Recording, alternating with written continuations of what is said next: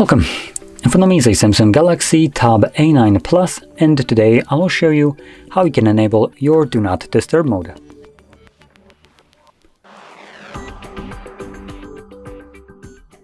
Now to get started, pull down your notifications by swiping down from the top of your screen.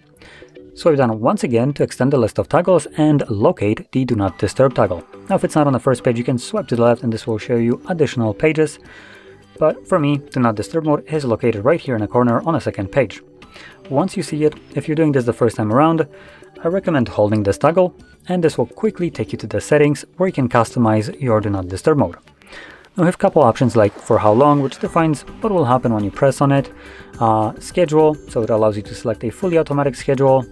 Once you set one up, just make sure that it is enabled here, and the mode itself will be turning it on and off. Then below that you have calls and messages, which allows you to select who can call you or message you, and then interruptions from apps and other things like alarms and sounds. Once you have customized all of this, you can close this and you don't have to come back here if you don't want to change any settings. Then find the toggle, simply press on it, and you're good to go. Now, if you enable it like I just did, you will also need to remember to turn it off, otherwise it will be running indefinitely in the background. So just tap on the toggle once more to turn it off.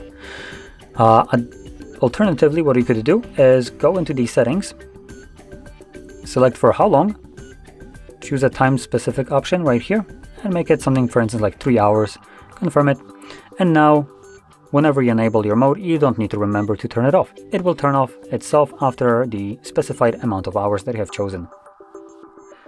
So, with that being said, if you found this very helpful, don't forget to hit like, subscribe, and thanks for watching.